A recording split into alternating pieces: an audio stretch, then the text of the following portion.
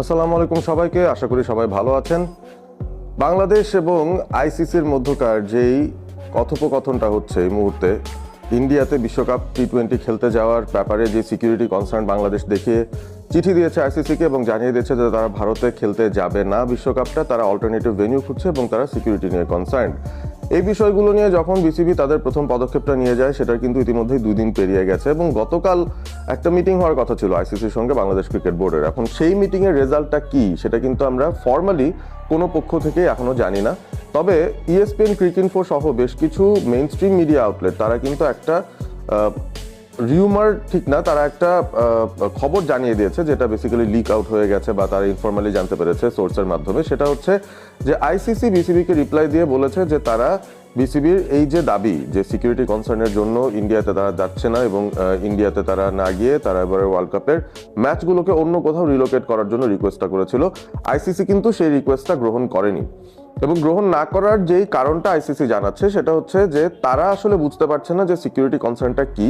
স্পষ্টভাবে সেই সিকিউরিটি কনসার্নের বিষয়টা বিসিবিকে উল্লেখ করার জন্য বা কি নিয়ে তারা আসলে খুব একটা কনসার্ন সে ব্যাপারটাই তাদেরকে ক্ল্যারিফিকেশন দেওয়ার জন্য বোধহয় আরও এক রাউন্ড বিসিবির কাছে বলটা ফিরে এসেছে বা বিসিবির কোর্টে এখন বলটা পাঠিয়ে দিয়েছে আইসিসি। অর্থাৎ তারা বলছে বিসিবি তোমরা আরেকটু সঠিকভাবে আমাদেরকে জানাও যে তোমাদের সিকিউরিটি কনসার্নটা কিসের, মানে এটা কি ওই যে মিডিয়া যেভাবে বলছে যে ওখানে গেলে সমস্যা হবে, যে থ্রেটগুলো আসছে নিউজের কাছ থেকে, মানে এই জিনিসগুলোই কি থ্রেট নাকি অন্য কোনো লেজিটিমেট কোনো থ্রেটের নিউজ আছে বা কোন ধরনের থ্রেট নিয়ে আসলে কনসার্নটা আছে বিসিবির? কারণ এখানে আরো একটা ব্যাপার আইসিসি নাকি যুক্ত করার কথা বলছিল যে ইন্ডিয়াতে গিয়ে খেলতে হবে, আর না হলে ওয়াক ওভার হিসেবে বা পয়েন্টস ড্রপ হিসেবে কাউন্ট হবে বাংলাদেশের ম্যাচগুলো। এটা কিন্তু আইসিসির একটা স্পষ্ট জবাব, এখনো পর্যন্ত বোঝা যাচ্ছে তারা সেই স্ট্যান্সেই আছে যে এখন খেলার যে পরিস্থিতি বা এখন যে টুর্নামেন্ট প্রিপারেশনের পরিস্থিতি, যেখানে অলরেডি বিভিন্ন মাঠের যে খেলাগুলো হবে সেগুলোর টিকিট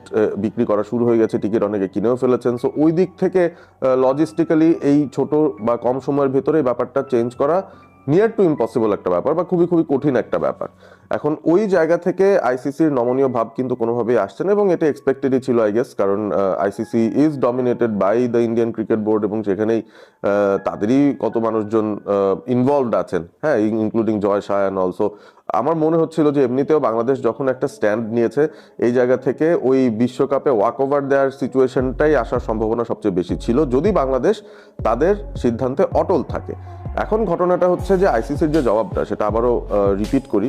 প্রথম কথা হচ্ছে আইসিসি বিসিবিকে বলেছে যে তোমরা তোমাদের একটা কারণ জানাও, সিকিউরিটি কনসার্নগুলো কি কি সেগুলো লিস্ট আউট করে আমাদেরকে জানাও স্পেসিফিক্যালি, মানে কোনো উড়ো খবর না যে আমরা জানতে পেরেছি বা আমাদের মনে হচ্ছে আমাদের উপর হামলা হবে, ব্যাপারটা এরকম না। স্পেসিফিক কোনো যদি সিকিউরিটি থ্রেট থাকে, কিসের থ্রেট সেগুলো জানাতে বলা হয়েছে এবং এছাড়া বলা হয়েছে যে ইন্ডিয়াতেই যেতে হবে খেলার জন্য, কারণ এই ভেন্যু শিফট করার এখন আর কোনো উপায় নেই এবং যদি ইন্ডিয়াতে বাংলাদেশ না খেলতে যায় সেই ক্ষেত্রে ওয়াক ওভার হিসেবে পয়েন্টসগুলো কাউন্টেড আউট হবে এবং প্রতিপক্ষ অটোমেটিক্যালি সেই পয়েন্টসগুলো তারা পেয়ে যাবে। এইভাবেই নাকি বাংলাদেশের পার্টিসিপেশনটা হবে এবারে বিশ্বকাপে যদি তারা ইন্ডিয়াতে না যে খেলতে পারে।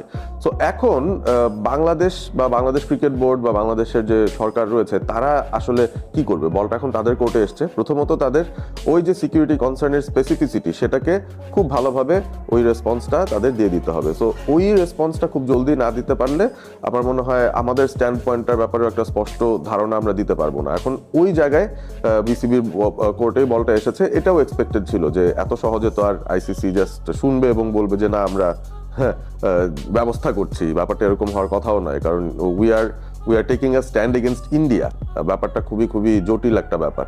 তো যাই হোক, এখন বিসিবির কোর্টে বলটা তাদের এখন একটা ফিরতি অফিসিয়াল চিঠিতে বা অফিসিয়াল একটা নোটিফিকেশনে যেতে হবে এক্সপ্লেনেশন দিয়ে যে কোন টাইপের সিকিউরিটি কনসার্ন, এবং এই জায়গাটার মধ্যে ডেফিনেটলি শুধু প্লেয়ারদের সিকিউরিটি সাইড করলে হবে না, এখানে বাংলাদেশ থেকে যারা ফ্যান্সরা যাবে তাদের সিকিউরিটি নিয়ে কথা বলতে হবে, যে মিডিয়া কর্মীরা যাবেন তাদের সিকিউরিটি নিয়ে কথা বলতে হবে। সর্বোপরি যে কোনো বাংলাদেশির ইন্ডিয়াতে এই মুহূর্তে কোনো সেফ প্যাসেজ আছে কিনা বা সেফলি তারা সেখানে গিয়ে মানে কোনো ধরনের সমস্যায় পড়বেন না, এই ব্যাপারটা কি নিশ্চিত করা যাবে কিনা বা এই ব্যাপারের কনসার্নগুলো নিয়েই আসলে বাংলাদেশের এন্ড থেকে, বিসিবির এন্ড থেকে এই অ্যান্সারটা যাওয়া প্রয়োজন।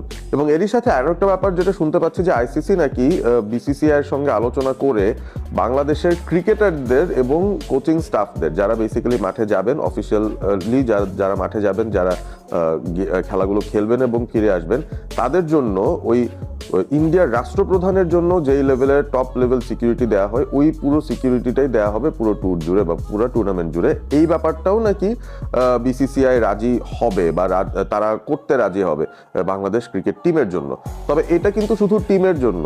এখন মিডিয়ার যারা কর্মীরা যাচ্ছেন তারা কিভাবে থাকবেন, বাংলাদেশ থেকে যদি কোনো ফ্যান্স যেয়ে থাকেন বা যেতে চান খেলাগুলো দেখতে, তাদের কি অবস্থা হবে? যারা এই মুহূর্তে টিকিট কেটেছেন অলরেডি কিন্তু ভিসা হয়তো এখনো পাননি, তারা কি ভিসা পাবেন কিনা, এই বিষয়গুলো কিন্তু ওভারঅল একটা ঘোলাটে জায়গার মধ্যেই থাকে। এবং মোস্ট লাইকলি এগুলো নিয়ে তারা খুব একটা বদারেশন করবে না। তারা শুধুমাত্র প্লেয়ার এবং কোচিং স্টাফ, যাদেরকে প্রয়োজন বেসিক্যালি একটা ম্যাচ খেলার জন্য, একটা টিম যেতে হলে ওই টিমের যারা আছে তাদের সবাইকে তারা ওই রাষ্ট্রীয় যে সিকিউরিটিটা, রাষ্ট্রপ্রধানের জন্য যে সিকিউরিটি দেওয়া হয় ইন্ডিয়াতে, হাইয়েস্ট লেভেল অফ সিকিউরিটি, সেটা দিয়ে বাংলাদেশকে তারা ট্রাভেল করাবে, মাঠের মধ্যে তাদেরকে রাখবে এবং ওভাবে করে হোটেলেও বা হোয়াট এভার লজিস্টিক্যাল ওভারঅল অ্যারেঞ্জমেন্টের মধ্যে ওই সিকিউরিটি লেভেলটা তারা মেনটেন করবে।